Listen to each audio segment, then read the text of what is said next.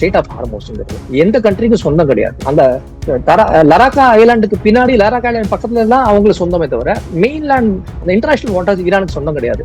இப்போ US ஆக்ஷனால ஈரானோட control வந்துருச்சு. எல்லா ஷிப்பும் ஈரானோட கண்ட்ரோல்லயும் மானிட்டரிங்ல தான் நடக்குது. இப்ப என்ன பண்ணாங்க ஈரான், இதுதான் ஈரானோட ஸ்ட்ராட்டஜி. ஒருவேளை ஈரான் ஃபுல்லா பிளாக் பண்ணிதான் என்ன இருக்கும், நாளைக்கு எல்லா கண்ட்ரிக்கும் ஈரான் மேல ஒரு பெரிய வெறுப்பு வந்துடும்.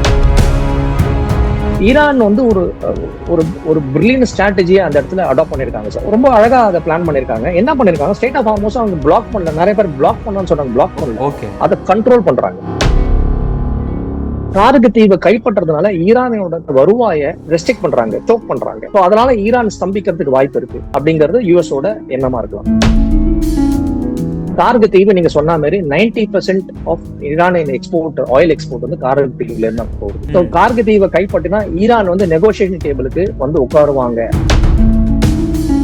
பாபல் பேண்டப பிளாக் பண்ணிட்டாங்கன்னா சவுதி வெஸ்டர்ன் சைட்ல இருந்து ஈஸ்டர்ன் சைட் யான்பு போர்ட்டுக்கு வந்து அங்கேருந்து ஆயில் ஃப்ளோ ஆகும். ஒரு 5 மில்லியன் பேரல் பர் டே வரைக்கும் அவங்களால எக்ஸ்போர்ட் பண்ண முடியும். அது நிறுத்தப்படலாம். நாலு அதே யான்பு போர்ட் மேல ஈரானோட கூட்டாளிகள் ஹவுதீஸோ ஒரு ட்ரோன் அட்டாக் பண்ணிருக்காங்க. இது வந்து இப்ப இண்டிகேட் பண்றாங்க, எங்களால அங்க ரீச் பண்ண முடியும்னு காமிக்கிறாங்க. எந்தெந்த இடம்லாம் யூஎஸ் சோல்ஜர்ஸ் தங்குறாங்களோ லெஜிட்டிமேட் டார்கெட்ஸ் வார் டைம்ல, அது எங்களுக்கு ஒரு டார்கெட் தான் அப்பயே கிளாரிஃபை பண்ணிட்டாங்க. இதோட விளைவு தான் இது. அடிக்கடி இது மாதிரி யூஎஸ் சோல்ஜர்ஸ் வந்து யூஎஸ் பேஸ்ல தங்காம வெளில போய் தங்குறத, இந்த மாதிரி சிவிலியன் ஃபெசிலிட்டி தாக்குறது காரணம் இதுதான். ரெஃப்ளெக்ட் நேயர்களுக்கு வணக்கம். இன்று நாம் சந்திக்க இருக்கக்கூடிய சிறப்பு விருந்தினர் உலக செய்தி பகுப்பாய்வாளர் மற்றும் counter terrorism expert doctor Bala அவர்கள். சார் வணக்கம். சார் வணக்கம் சார். ஜெயஹிந்த் சார். ஈரானுடைய பொருளாதாரத்தின் ஒரு முதுகெலும்பா இருக்கக்கூடிய கார்க் தீவுல வந்து அமெரிக்கா தனது படைகளை அனுப்பியிருப்பதாக செய்திகள் வெளியாகுது. ஒரு பக்கம் அமெரிக்கா வந்து நான் போரை நிறுத்துறேன் அப்படின்ற போல சொல்றாங்க. ஆனா மற்றொரு புறம் பாத்தீங்கன்னா இது போன்று கார்க் தீவை வந்து கைப்பற்றுவதற்காக மறுபுறம் அவங்களுடைய படைகளை வந்து அனுப்புறாங்க. இந்த யுக்தியை எப்படி சார் பாக்குறது? கார்க் தீவு மேல கை வைத்தால் என்ன நடக்கும்? ஈரான் எந்த மாதிரியான பதிலடி கொடுக்கும்? சார், ரெண்டு விஷயம் சார். இது வந்து ஒரு பிளாக்மெயில் ஸ்ட்ராட்டஜியா தான் நான் பாக்குறேன். கார்கு தீவு நீங்க சொன்ன மாதிரி 90% ஆஃப் ஈரானின் எக்ஸ்போர்ட், ஆயில் எக்ஸ்போர்ட் வந்து கார்கு தீவுல இருந்து போகுது. கார்கு தீவை கைப்பற்றினா ஈரான் வந்து நெகோசியேஷன் டேபிளுக்கு வந்து உட்காருவாங்க. அது கைப்பற்றுவோம்னு சொன்னாலே பயந்து வந்து உட்காருவாங்கன்னு யூஎஸ் ஒரு முயற்சியா அதை எடுக்கலாம். ஓகே, ஒரு டாக்டிக்ஸா இந்த 10 நாளுக்குள்ள நாங்க ஏதாவது பண்ணுவோம் அப்படிங்கிற ஒரு டாக்டிக்ஸா ஒரு யூஸ் பண்ணுவோம். அதை கார்கு தீவை கைப்பற்றதுனால ஈரானோட வருவாயை ரெஸ்ட்ரிக்ட் பண்றாங்க, சோக் பண்றாங்க. அதனால ஈரான் ஸ்தம்பிக்கிறதுக்கு வாய்ப்பு இருக்கு அப்படிங்கறது யூஎஸோட எண்ணமா இருக்கலாம். இது ரெண்டு தான்.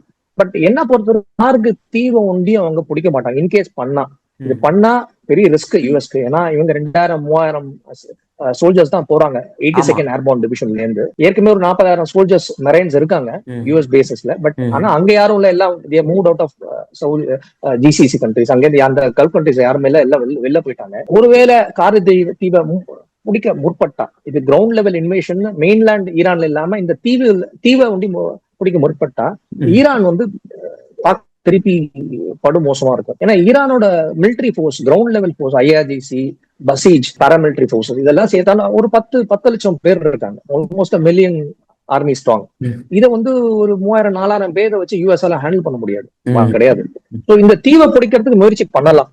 ஆனா என்ன பொறுத்த வரைக்கும் இந்த தீவை ஒண்டி பிடிக்க மாட்டாங்க. இன்னொரு 8 தீவு இருக்காங்க.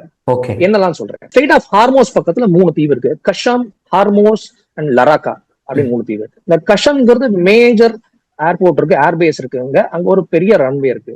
இந்த லடாக்காவும் ஹார்மோஸும் அந்த போற ஷிப்ஸை மானிட்டர் பண்ற டிராபிக் ஃபெசிலிட்டி அங்கதான் இருக்கு. அந்த ஃபெசிலிட்டி, மானிட்டரிங் ஃபெசிலிட்டி அங்கதான் இருக்கு. ஈரான் அதை வச்சுட்டு இருக்காங்க. சரிங்களா? கொஞ்சம் மேல போனோம்னா நம்ம இந்த கார்கு தீவு வந்து நார்த் ஈஸ்ட் பார்ட்ல பர்ஷியன் கல்ஃப் மேல இருக்கு. நடுப்புறம் வந்தோம்னா சிரின்னு ஒரு ஐலாண்ட் இருக்கு. அதே மாதிரி ஈரானோட மெயின்லேண்டு கீழே கிறிஸ்டன் ஒரு ஐலாண்ட் இருக்கு, லெவன் ஒரு ஐலாண்ட் இருக்கு.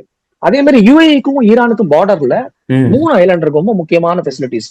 அபு முசாப்னு ஒரு ஐலாண்டு, தும்புன்னு ஒரு ஐலாண்டு, லெசர் தும்புன்னு ஒரு ஐலாண்டு. இந்த லெசர் தும்பும் அபு மூசாவும் தும்பும் யுஏஇக்கும் ஈரானுக்கும் ஏற்கனவே டெரிட்டோரியல் சண்டை டிஸ்பியூட் நடந்துட்டு இருக்கு. இது யுஏஇ எங்களுதுன்றாங்க, ஈரான் அவங்களுதுன்றாங்க. சண்டை போட்டுட்டு தான் இருக்காங்க. இதுல முக்கியமான விஷயம் அம்சம் என்னன்னா, இந்த ஸ்ட்ரெய்ட் ஆஃப் ஹார்மோஸ் இருக்கிற 3 ஐலாண்டுமே யுஎஸ் நாளைக்கு தாக்கி கைப்பற்றினாங்கன்னா ஸ்ட்ரெய்ட் ஆஃப் ஹார்மோஸை ஈரான் வந்து கண்ட்ரோல் பண்றாங்களா, அந்த கண்ட்ரோலை உடைக்கிறதுக்கான ஒரு முயற்சியா நம்ம பார்க்கலாம் ஃபர்ஸ்ட். அதே மாதிரி இந்த மத்த ஐலாண்ட் சொன்னேன் இல்லைங்களா, கிஷ், சிரி, தும், அபு முசாப், இந்த எல்லா ஐலாண்ட்லயுமே ரன்வேஸ் இருக்கு. ஈரானின் இன்ஃப்ராஸ்ட்ரக்சர் இந்த ஐலாண்ட்ல ரொம்ப நல்லா இருக்கு. ஏன்னா அவன் 10 வருஷம் முன்னாடியே பிளான் இந்த மாதிரி ப்ராப்ளம் வரும். இந்த ரன்வேஸ் எல்லாமே 3 to 4 கிலோமீட்டர் லெங்த் இருக்கு. அப்படின்னா என்ன அர்த்தம்னா பெரிய லார்ஜ் மிலிட்டரி பிளேன்ஸ் அங்க லேண்ட் ஆகலாம், டேக் ஆஃப் ஆகலாம். சிவிலியன் பிளேன்ஸ் இல்லாம இப்ப large scale military planes take off ஆகலாம், டிரான்ஸ்போர்ட் பிளேன்ஸ் டேக் ஆஃப் ஆகலாம், லேண்ட் ஆகலாம். இந்த ஃபெசிலிட்டி யூஎஸ் புடிச்சுக்கிறதுக்கு வாய்ப்பு இருக்கு. ஏன்னா இந்த இடத்துல ஈரான் வேற ஏதாவது வைக்கிறதுக்கு வாய்ப்பு இருக்குன்னா இதை பிடிக்கலாம். ரெண்டாவது ஆஸ்பெக்ட், இந்த ஐலாண்ட் எல்லாம் பிடிக்கிறதுக்கு முக்கியமான காரணம் என்னன்னா, முன்னாடி சொன்ன மாதிரி அவங்களோட ஆயில் ஃப்ளோவை கண்ட்ரோல் பண்ணும், அதே மாதிரி ஸ்ட்ரெய்ட் ஆஃப் ஹார்மோஸ் ரிலாக்ஸ் பண்ணணும். அதுக்கு இந்த ரெண்டு ஐலாண்ட், ஒன்னு ஆயில் ஃப்ளோ கண்ட்ரோல் பண்றதுக்கு கர்க் ஐலாண்டையும், ஸ்ட்ரெய்ட் ஆஃப் ஹார்மோஸோட அந்த கண்ட்ரோலை உடைக்கிறதுக்கு கஷம், ஹார்மோஸ் அண்ட் லராக்கா, இந்த 3 ஐலாண்டே பிடிக்கிறதுக்கு வாய்ப்பு இருக்கு. இந்த மீதி இருக்கிற கிஷன், சிரிய ஐலாண்ட் எதுக்கு பிடிப்பாங்கன்னா, இப்ப ஈரான்ல யூஸ் பண்ற மிசைல்ஸும் ட்ரோன்ஸும் கல்ஃப் கண்ட்ரிஸ் நோக்கி வரும்போது, Saudi Arabia, Bahrain, Qatar, UAE நோக்கி வரும்போது அதை இன்டர்செப்ட் பண்றாங்க பேட்ரியாட் மிசைல்ஸ் மூலியமா. அதை இன்டர்செப்ட் பண்ணாலும் அவங்களோட லேண்ட்ல தான் விழுது, அந்த கண்ட்ரிஸ்ல உடஞ்சு விழுது. இது அங்க இருக்க மக்கள்கிட்ட ஒரு ஃபியர் சைக்கோஸ், ஒரு பயத்தை உருவாக்குது. டெய்லி அட்டாக் வருது அப்படின்னு. ஒருவேளை இந்த ஐலாண்ட்ஸை பிடிச்சாங்கன்னா, இது எல்லாமே கடல்ல இருக்கு, ஈரான் பக்கத்துல இருக்கிற கடல்ல, ஈரான் நடுப்புற இருக்கிற கடல்ல இருக்கு. இதை பிடிச்சாங்கன்னா அந்த இடத்துல யூஎஸ் ஏர் டிஃபென்ஸ் டிப்ளாய் பண்ண முடியும். இப்ப என்ன ஆகும், ஈரான்ல இருந்து மிசைலோ ட்ரோனோ அந்த கடல் ரீதியா வரும்போது அதை கடல்லயே சுத்தி வீடுற ஃபெசிலிட்டி அந்த இடத்துல டிப்ளாய் பண்றதுக்கு வாய்ப்பு இருக்கு. சைக்கலாஜிக்கலா இந்த கல்ஃப் கண்ட்ரீஸை இந்த அட்டாக்ல ப்ரொடெக்ட் பண்றதுக்கு ஒரு முயற்சியா தான் நம்ம இதை பார்க்கணும். ஆக்சுவலா இது கல்ஃப் கண்ட்ரீஸ்க்கு ரீஷோர் பண்ற மாதிரி ஒரு சைக்கலாஜிக்கலா ஒரு பாசிட்டிவ் பாயிண்டா இருக்கும். சோ இந்த ஸ்டேட் ஆஃப் ஹார்மோஸை கண்ட்ரோல் பண்றதும் ஆயில் ஃப்ளோ கண்ட்ரோல் பண்றதும் தான் யூஎஸோட அப்ஜெக்டிவ். கர்க் ஐலாண்ட் ஒண்டி பிடிக்க மாட்டாங்கன்னு தோணுது.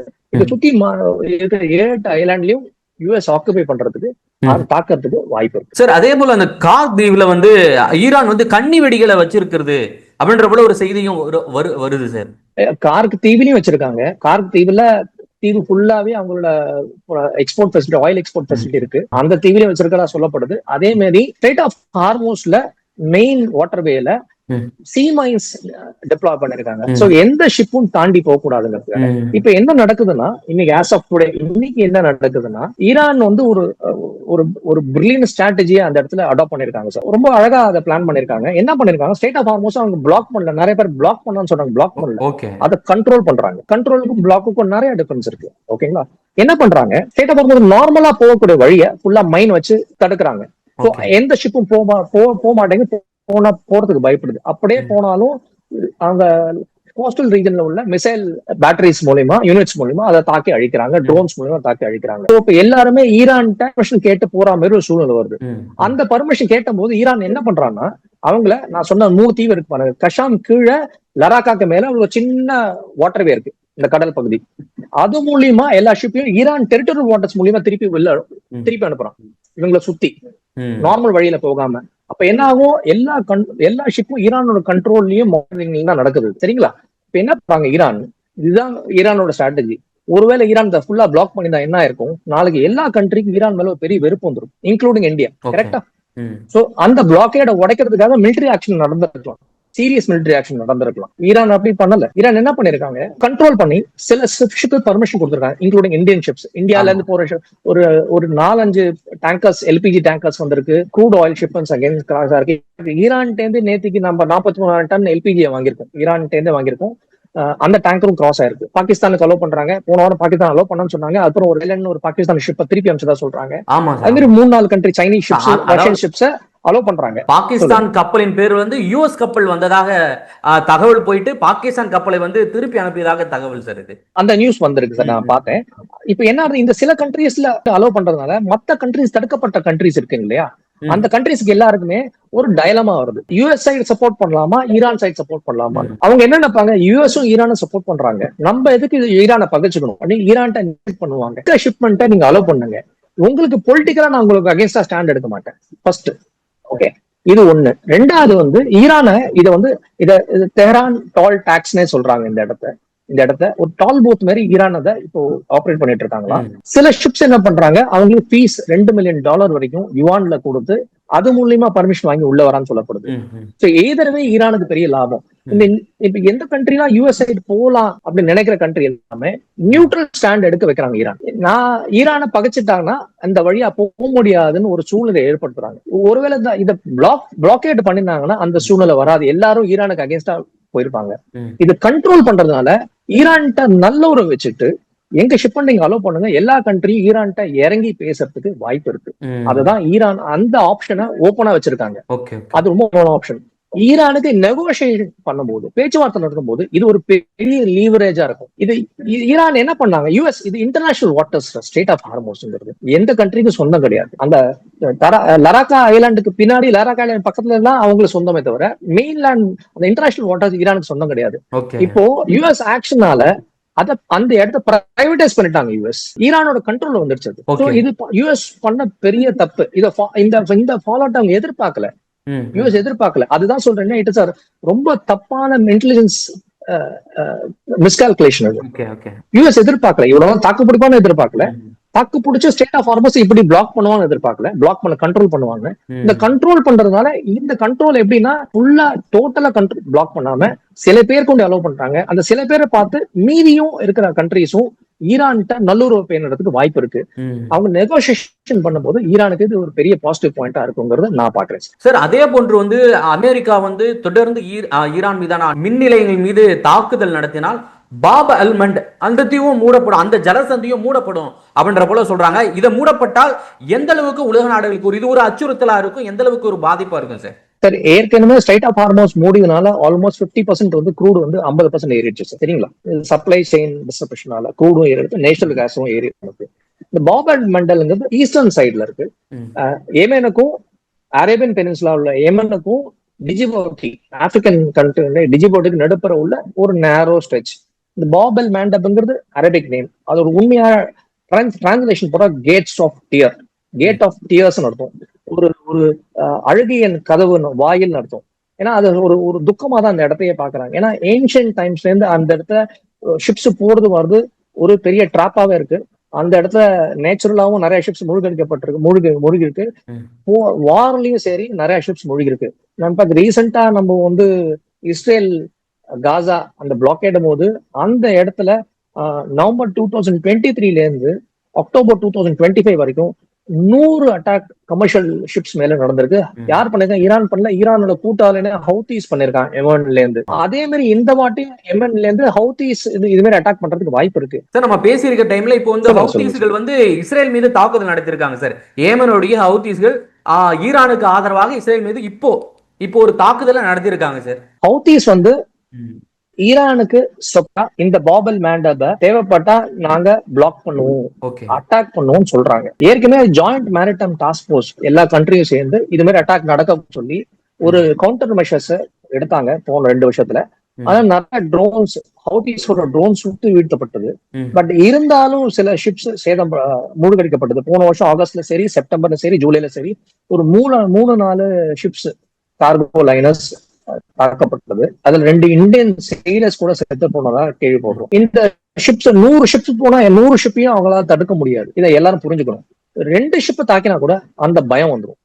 இப்ப ஆயில் பிரைஸ் ஏறதுக்கு முக்கியமான காரணம் சப்ளை டிஸ்ட்ரப்ஷன் நடக்கிறது ஒரு முக்கியமான காரணம். இன்னொரு முக்கியமான காரணம் அன்சர்டனிட்டி. இந்த அன்சர்டனிட்டி தான் எல்லா மனசுலயும் ஒரு பயத்தை ஏற்படுது. இது என்னைக்கு நிக்கும் அந்த வார்? இது நிக்குமா, நடந்துட்டே இருக்குமா? இதனாலதான் ஆயில் பிரைஸ் ஃபியூச்சர்ஸ் ஜாஸ்தியா இருக்கும். சோ இது ஒருவேளை நிக்கும் ஸ்டேபிளா கான்கிரீட்டா தெரிஞ்சுன்னா ஆயில் பிரைஸ் ஏறாது. இந்த அன்சர்டனிட்டி தான், இந்த ஒரு சைக்கலாஜிக்கல் அன்சர்டனிட்டி தான் ஈரான் பிளே பண்றாங்க. ஏன்னா இந்த எக்கனாமிக் காஸ்ட், இந்த வாரோட எக்கனாமிக் காஸ்ட் குளோபல் லெவல்ல எல்லா கண்ட்ரியும் இது பாதிப்பை ஏற்பட்டு இருக்கு, including India, China, Russia, Pakistan. அந்த தாக்கத்தை ஈரான் அவங்களுக்கு சாதகமா யூஸ் பண்றதுக்கு முயற்சி பண்றாங்க. ஒருவேளை பாபல் மேண்டப பிளாக் பண்ணிட்டாங்கன்னா சவுதி அரேபியாவோட east west pipeline Saudi western சைட்ல இருந்து ஈஸ்டர்ன் சைட் யான்பு போர்ட்டுக்கு அங்கேருந்து ஆயில் ஃப்ளோ ஆகும். ஒரு 5 மில்லியன் பேரல் பர் டே வரைக்கும் அவங்களால எக்ஸ்போர்ட் பண்ண முடியும். அது நிறுத்தப்படலாம். ஒண்ணு. இப்போ ஏற்கனவே 4 நாள் அதே யான்பு போர்ட் மேல ஈரானோட கூட்டாளிகள் ஹவுதீஸோ ஒரு ட்ரோன் அட்டாக் பண்ணிருக்காங்க. சோ இது இப்ப இண்டிகேட் பண்றாங்க எங்களால அங்க ரீச் பண்ண முடியும்னு காமிக்கிறாங்க. சோ அந்த ஆயில் ஃப்ளோ தடுக்கப்படும். ஒருவேளை யான்பு போர்ட், பாபல் மண்டல் மேண்டப ரிலாக்ஸ் பண்ணா கூட க்ரூட் ஆயில் ஃப்ளோ ஒண்டினா சவுதி சைட்ல இருந்து வருமே தவிர மத்த ட்ரேட் கமாடிட்டிஸ் பொருட்கள் எப்படி வரும்? கத்தார்ல இருந்து நேச்சர் கேஸ் எப்படி வரும்? வராது. சோ இது வந்து ஒரு பெரிய சிக்கல். Unless strait of Hormuz open பண்ணா ஒழிய, அந்த கண்ட்ரோல்ல தளர்த்தினா ஒழிய திருப்பி சகஜமான சூழ்நிலை வரதுக்கு இப்போதைக்கு வாய்ப்பு இல்லை. அது எல்லாருக்குமே இப்போ தெரியுது. இப்போதைக்கு ஒரு 10-15 நாளைக்கு அந்த நடக்கிறதுக்கு வாய்ப்பு இல்லை. அட்லீஸ்ட் ஏப்ரல் 6 வரைக்கும் அதுக்கு வாய்ப்பு இல்லைன்னு தெரிய வருது. அதுக்கப்புறம் தான் நம்ம பொறுத்து வந்து பார்க்கணும் சார் இதோட இம்பாக்ட் எப்படி இருக்கும். சார் மற்றொரு புறம் பாத்தீங்கன்னா ஈரான் வந்து அமெரிக்காவுடைய ராணுவ தளத்தெல்லாம் துவம்சம் பண்ணிடுச்சுன்னு சொல்லிட்டு அமெரிக்காவுடைய வீரர்கள்லாம் ஹோட்டலை தேடி போறாங்க, ஹோட்டல்ல வந்து பதுங்கி இருக்காங்க அப்படின்ற போல அப்பாக்ஸ் அராக்சி வந்து ஒரு பதிவை போட்டிருக்காங்க. இது உண்மையா? அமெரிக்க வீரர்கள் வந்து ஹோட்டல்ல பதுங்கி இருக்காங்களா சார்? சார் ரெண்டு விஷயம் சார். இது இப்ப நடக்கல. அது ஃபர்ஸ்ட் டே February 28 அன்னைக்கு இந்த அட்டாக் நடந்தது. ஃபர்ஸ்ட் டேவே இஸ்ரேல் வந்து ஈரான் அட்டாக் பண்ணோன்னு அன்னைக்கு பண்ண ஃபர்ஸ்ட் அட்டாக் வந்து Saudi Arabia, Bahrain, Qatar, Kuwait and UAE அடிச்சாங்க. துபாய் அடிச்சாங்க. துபாயில 2 பிளேஸ் அவங்க தாக்கினாங்க. ஈரான் மிசைல்ஸ் அண்ட் ட்ரோன்ஸ் தாக்கினது. ஒண்ணு வந்து பாம் ஐலாண்ட்ஸ் சொல்லப்படுற அதுல இருக்கிற ஃபேர்மண்ட் ஹோட்டல், அதை தாக்கினாங்க. அப்புறம் புர்ஜ் அரப், அதை தாக்கினாங்க. ரெண்டுமே எதுக்கு தாக்கினாங்க? இதுல சிவிலியன் ஃபெசிலிட்டி. இந்த ஃபெசிலிட்டி எதுக்கு தாக்கினாங்க அப்படின்னா, இந்த US பேசஸ்ல இருக்கிற, நீங்க சொன்ன மாதிரி US பேசஸ்ல இருக்கிற வீரர்கள் எல்லாமே இந்த இடத்துல தங்க வைக்கப்பட்டிருக்காங்க. அதனால அந்த இடத்த நாங்க தாக்கினோம் அப்படின்னு அப்பயே ஈரான் கவர்மெண்ட் சொன்னாங்க.